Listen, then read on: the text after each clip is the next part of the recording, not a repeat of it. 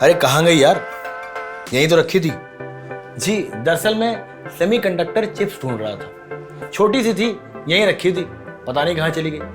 पर मैं अकेला नहीं हूँ जो इन चिप्स को ढूंढ रहा हूँ। दुनिया भर के बड़े बड़े कार मेकर्स इस समय इन चिप्स को दिया लेकर ढूंढ रहे हैं। हालत यह है कि ऑटो इंडस्ट्री को इस चिप शॉर्टेज की वजह से करीब 80 लाख करोड़ के नुकसान का अंदेशा लगाया जा रहा है। अब आप पूछेंगे, यार उत्कर्ष, ये सेमीकंडक्टर चिप्स करती क्या है और इनकी शॉर्टेज क्यों आ गई?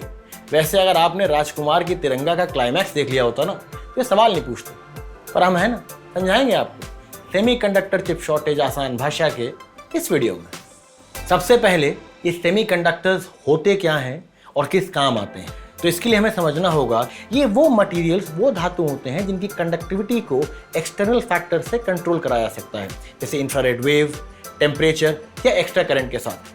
और सेमीकंडक्टर्स की इसी खूबी का इस्तेमाल करके कॉम्प्लेक्स इंटीग्रेटेड सर्किट्स बनाए जाते हैं, जो कि आपके घर के इलेक्ट्रॉनिक टूथब्रश से लेकर देश के अत्याधुनिक लड़ाकू विमान सब में इस्तेमाल होते हैं। अब सवाल ये शॉर्टेज आया क्यों और कैसे? तो साल 2020 में कोरोना के कारण सब इंडस्ट्रीज ने अपनी कैपेसिटी कम कर दी और इसीलिए सेमीकंडक्टर चिप्स के ऑर्डर या तो कैंसिल कर दिए या घटा दिए। लेकिन वर्क फ्रॉम होम की वजह से इलेक्ट्रॉनिक अप्लायंसेस की सेल आसमान छू गई। Laptop, mobile phone, play station धड़ल्ले से बिकने लगे और सेमीकंडक्टर इंडस्ट्री इस नई डिमांड और इस नई कैपेसिटी के लिए तैयार नहीं थी। और तंगी में आटा गीला करने को टेक्सास के स्नोस्टॉर्म, जापान में सेमीकंडक्टर फैक्ट्री में लगी आग और ताइवान के सूखे ने इस दिक्कत को और बढ़ा दिया।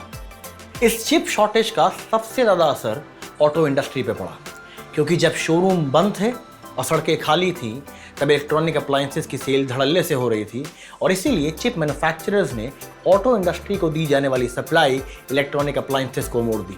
और जब इंडस्ट्री वापस खुली और सेल उम्मीद से बेहतर हुई तब मालूम पड़ा कि जो चिप्स उनके पास आनी थी वो तो कहीं और जा चुकी है। समझने वाली बात यह है कि ऑटो इंडस्ट्री सेमीकंडक्टर चिप का केवल 10% हिस्सा उठाती है और इलेक्ट्रॉनिक अप्लायंसेस का यहाँ दबदबा और वॉल्यूम ज़्यादा है। तो जहाँ ज़्यादा वॉल्यूम वहाँ ज़्यादा पैसे और वहीं ज़्यादा सप्लाई। सवाल ये है कि अगर ऑटो इंडस्ट्री को इतना नुकसान हो रहा है तो वो नई कैपेसिटी की मांग क्यों नहीं करती? करी है, लेकिन नई कैपेसिटी के बनने में भी 7 से 8 महीने का समय जाएगा और काफ़ी खर्चा भी है। अगर ब्लूमबर्ग के अनुमान की माने तो जितनी चिप्स ऑटो इंडस्ट्री को चाहिए उसकी कैपेसिटी बिल्ड करने भर में ही 29 लाख करोड़ का खर्चा है और सेमीकंडक्टर इंडस्ट्री इस समय एक शॉर्ट टर्म डिमांड के लिए इतना ज़्यादा खर्चा करने को तैयार नहीं है। आखिर में सवाल ये कि ये दिक्कत कब तक चलेगी और कैसे हल होगी? तो कार मेकर्स को उम्मीद है कि जो नई कैपेसिटी आनी है वो साल के अंत तक आ जाएगी और एक्सटर्नल फैक्टर्स की वजह से भी जो कैपेसिटी इम्पैक्टेड थी वो भी अब धीमे धीमे करके बेहतर होना शुरू होगी।